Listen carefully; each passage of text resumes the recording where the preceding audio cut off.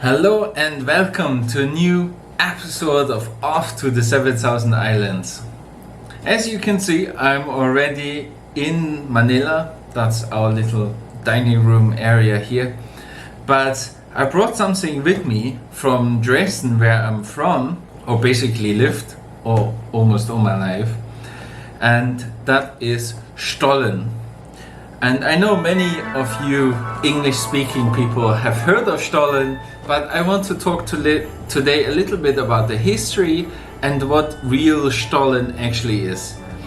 So, starting with this, it comes with a little box which some friends actually gave to us. They gave us some Stollen to take to the Philippines, so thank you very much. And it's usually quite a nice box. Here's some bits of Dresden on it. And when you take it out, you get something like this. I have opened it already, I was hungry. And you get this Stollen. It's like a Christmas bread kind of thing. So you get this loaf kind of thing. And what's really important, you need to have that little golden sticker on it, like this little symbol, which states there's a little horse rider on it. I don't know if you can see it. I might look it up and show it to you. And this means it's original from Dresden, where Stollen is from. And the cool thing is, so it's in powdered sugar. And what it should be symbolizing is the Christ as a child wrapped in linen cloths. And so it's preparing you for Christmas. So it's really not just any Christmas tradition, but directly related to the proper Christmas story.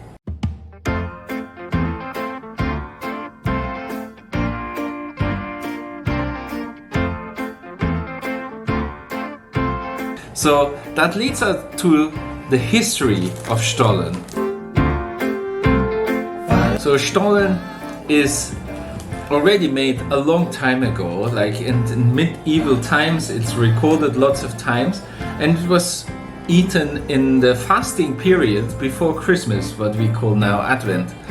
And there it was only made of a few ingredients like water, flour and yeast, which, well, as you can imagine, is not very exciting.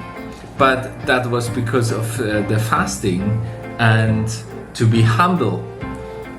So, but people from Dresden didn't really like that idea, and they wanted to put some other things in it because they realized, well, actually that can taste a lot better if you do some other things. You know, Christmas is also a celebration and not just, you know, like casting you down that you need to do penance. So that's the kind of history behind it. So they wrote to the Pope and asked them to allow butter and other ingredients to be put into this. So, and in 1491 the Pope allowed it for people from Dresden to bake their Stollen with butter and sugar and all this kind of stuff, which is now in it, like raisins and so on.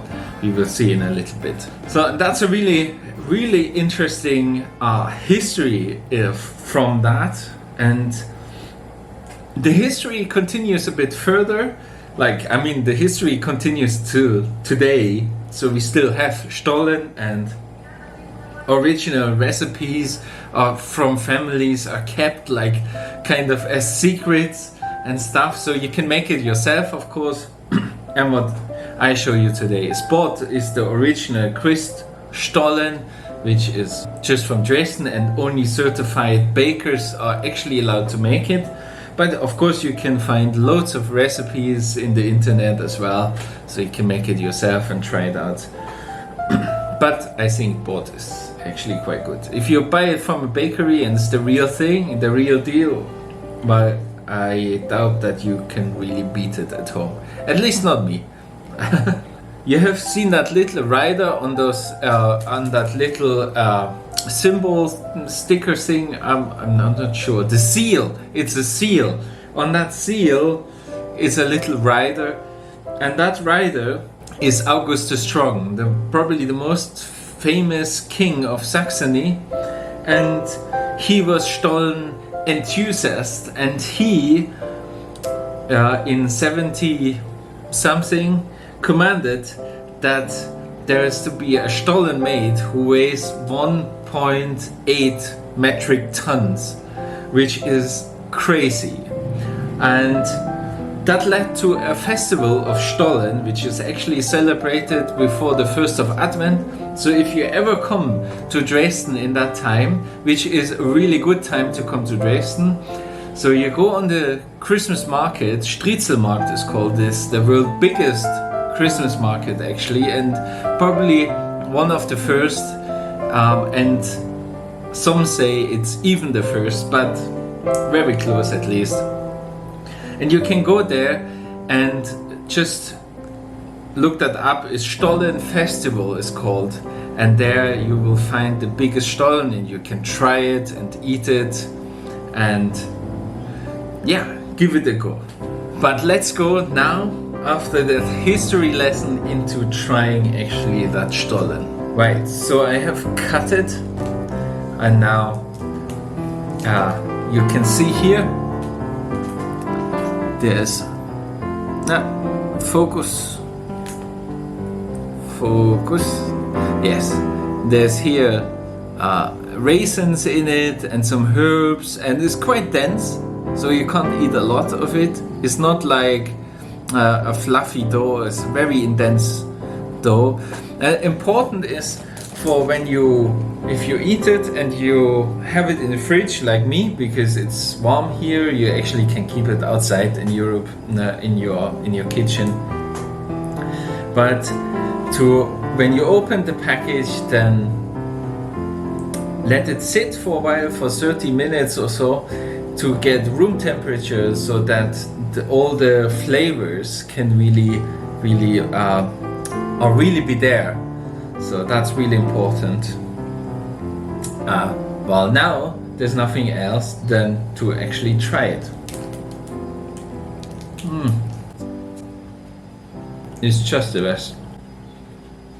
If you're from the UK, you can actually buy real crisp Stollen from Dresden in Aldi. They have it, but you need to look for the real one and not for some just normal Stollen. So it's a bit more expensive, but it's definitely worth it. You will have a much better experience. And always watch for the little emblem logo thingy.